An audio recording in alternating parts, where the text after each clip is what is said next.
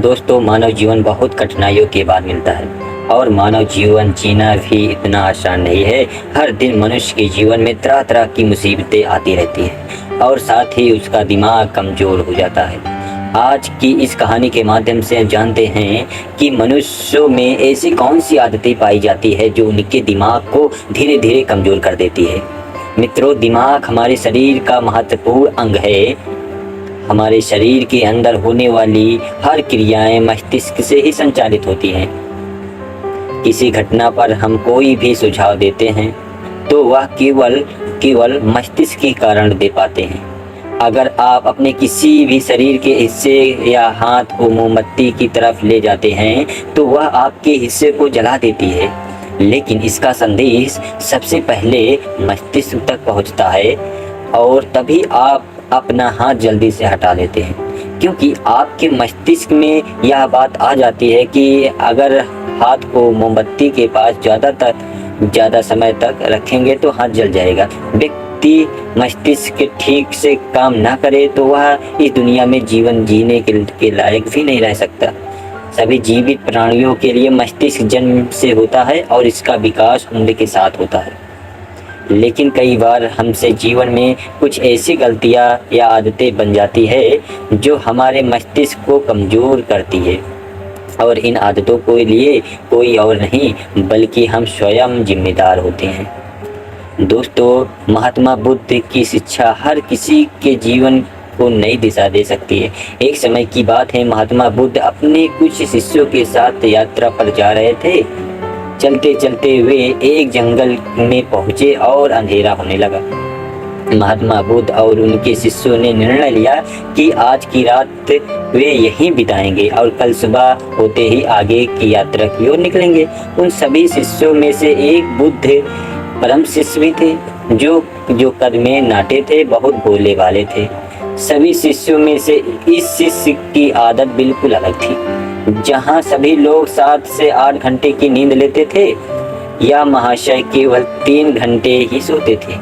इनका मानना था कि जो लोग अधिक सोते हैं वह आलसी होते हैं। महात्मा बुद्ध के इस शिष्य को भोजन करना बहुत अधिक पसंद था। जब वे भोजन करने बैठते थे तो अन्य सभी शिष्यों के हिस्से का भी भोजन कर लेते थे। इसी प्रकार उनकी कई ऐसी आदतें भी थी जो अन्य शिष्यों को परेशानी में डाल देती थी।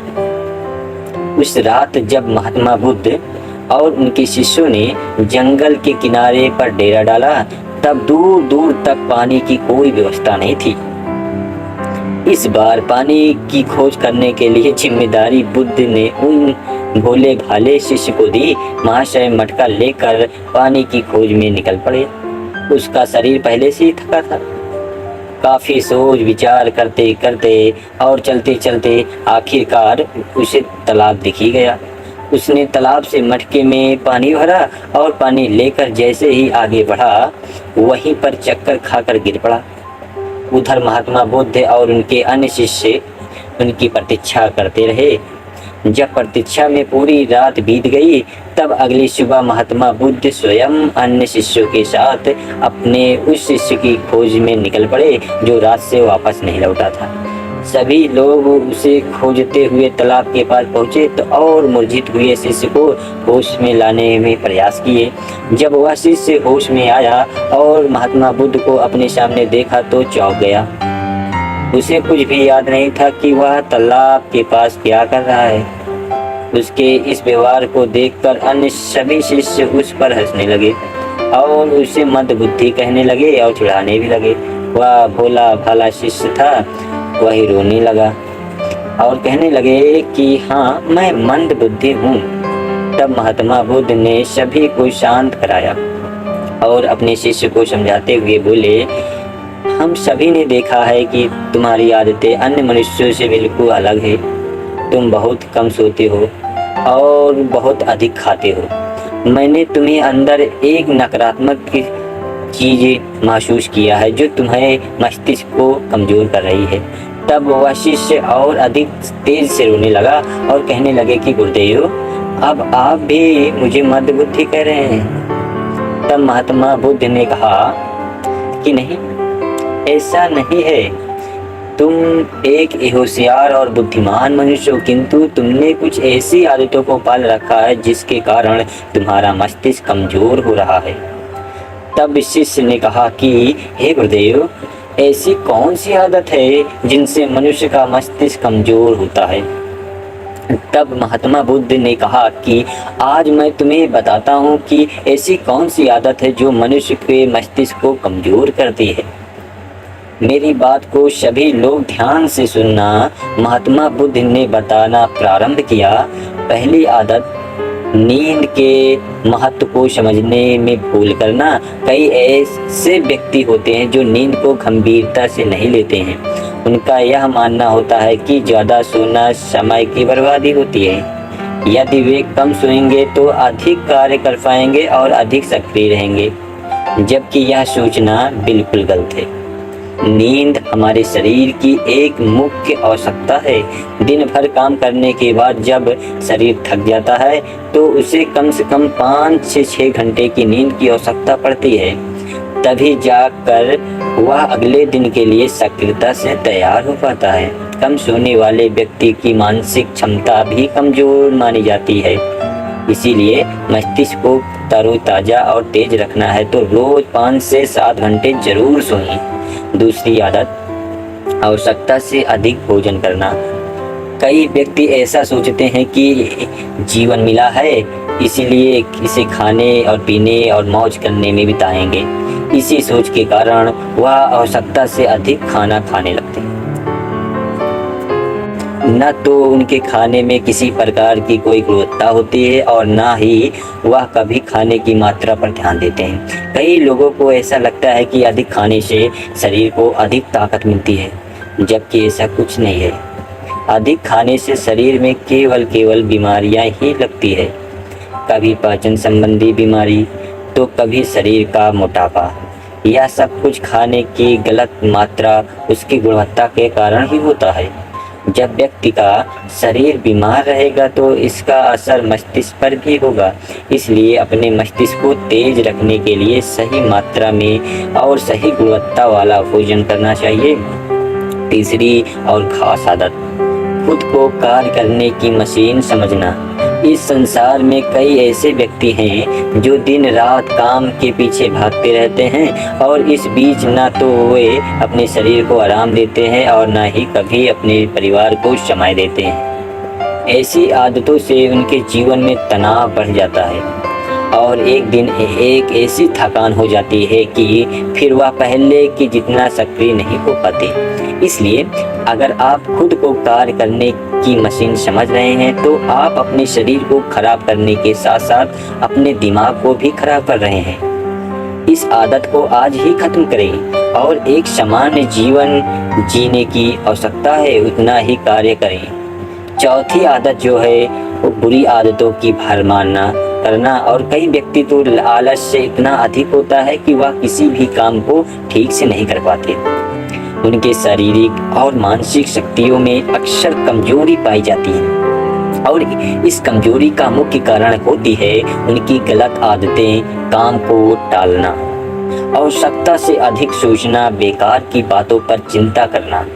यह सभी दिमाग को कमजोर कर देने वाले लक्षण होते हैं। इसलिए यदि सही जीवन जीना है तो दिमाग को तेज रखना है तो सबसे पहले अपनी बुरी आदतों को खत्म करें। पांचवी जो आदत ये है खुद की बुराई और कमजोरी को देखना। कई बार व्यक्ति के सामने परिस्थितियाँ आ जाती है जिनमें से वह खुद को आशाएं कमजोर भी पाते हैं, लेकिन इस अवस्था से निकलने के लिए स्वयं को कमजोर मानने लगते हैं। खुद की बुराई करना और खुद को कमजोर देखना इंसान की सबसे बड़ी गलतियां होती है दोस्तों।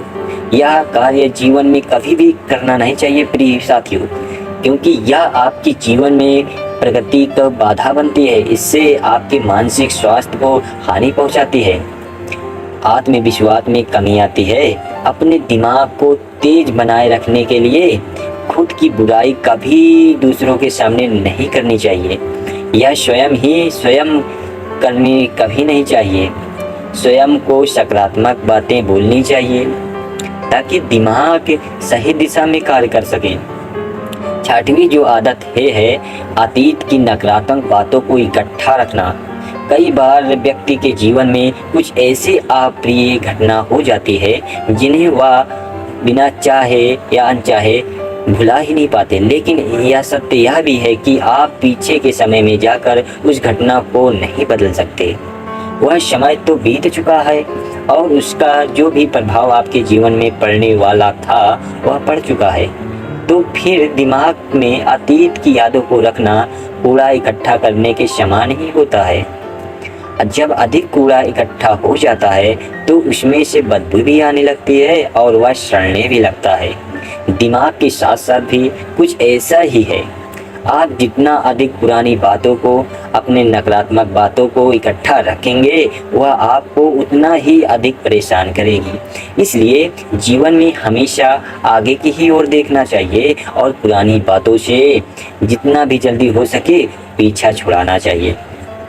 सातवीं जो आदत है वो दूसरों से अधिक उम्मीद रखना। संसार में एक से एक दयालु और सच्चे व्यक्ति हैं जिन्होंने सभी की सहायता तो की है, किंतु कई बार हम अपने आचरण के कारण दूसरों से भी आशाएं लगा लेते हैं कि वह भी हमारी सहायता करेंगे, और जब वह हमारी सहायता नहीं करते हैं तो हमें कष्ट पहुंचता है। इस संसार में कोई किसी का नहीं है, इसलिए दूसरों से आशाएं लगाना आज ही बंद कर दीजिए। कोई आपकी अपेक्षा को पूर्ण नहीं करने वाला। यह आदत आपके दिमाग को कमजोर बना देती है। यदि अपेक्षा करनी ही है तो स्वयं से अपेक्षा करो ताकि जीवन में कुछ बड़ा कर सको। दूसरों से अपेक्षा तो केवल और केवल दुख ही देती है। आठवीं जो आदत है बुरे लोगों का साथ नहीं छोड़ पाना। हम सब अच्छी तरह से जानते हैं कि हमारे आसपास किस तरह के लोग रहते हैं और उनका हमारे जीवन पर क्या प्रभाव पड़ने वाला है।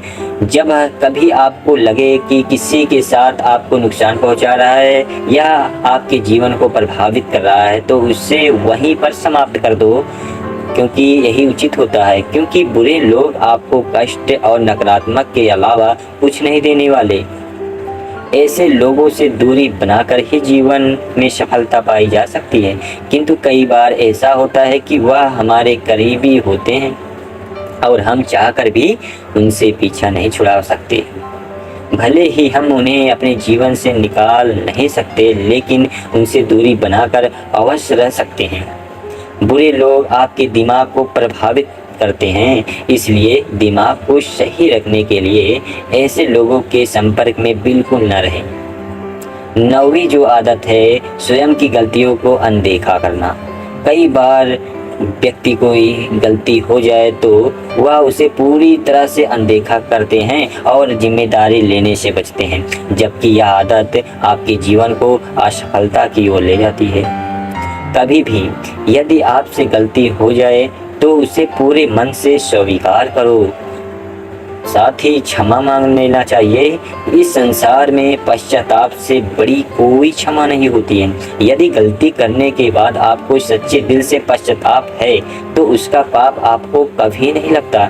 जो व्यक्ति जिम्मेदारी लेने से डरते हैं वह दिमाग से कमजोर होते हैं, जबकि सच्चाई के साथ सभी का सामना करने वाला व्यक्ति अधिक हिम्मती और दिमाग से तेज होता है।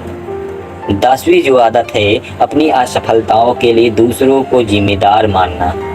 सफलता और असफलता एक ही सिक्के के दो पहलू होते हैं। दोनों ही परिस्थितियों में हमें स्वयं को इस बात को आकलन करना चाहिए कि यह सफलता और असफलता हमारे जीवन की महत्वपूर्ण घटना है और इसकी सारी जिम्मेदारी हमारी है। कई बार यदि हम किसी काम में असफल हो जाते हैं तो हम उसके लिए अपने माता पिता, गुरु इत्यादि के जिम्मेदार मानने लगते हैं। यह आदतें आपके दिमाग से कमजोर बनाती है। कभी भी अपनी सफलताओं के लिए दूसरों को जिम्मेदार नहीं बनाना चाहिए, बल्कि स्वयं की मेहनत पर विश्वास रखना चाहिए। इस प्रकार बुद्ध ने उस व्यक्ति को ऐसी आदत बताई जो उसके दिमाग को दिन रात कमजोर कर रही थी। उस व्यक्ति ने सच्चे मन से बुद्ध को बताया कि हाँ, यह उसकी आदतें हैं और वह अपनी इन गलत आदतों के लिए स्वयं को जिम्मेदार मानता है। साथ ही वह वादा करता है कि इन सभी गलत आदतों को छुटकारा पाने के लिए पूरा प्रयास करेगा। तो दोस्तों, मुझे पूरी आशा है कि इस कहानी से आपको शिक्षा तो ज़रूर मिली होगी। इस मोटिवेशनल स्टोरी से आपको प्रेरणा तो मिली ही होगी। चैनल बबलू स्टडी IQ को सब्सक्राइब करना तो ना भूलें। मिलते हैं एक नई वीडियो के साथ। और आपको मानसिक रूप से मजबूत बनना है तो हमारे इस चैनल पर भी मिल जाएगा। अगर वीडियो का लिंक लेना है तो कमेंट सेक्शन में अवश्य ले सकते हैं। धन्यवाद। Bye bye, take care.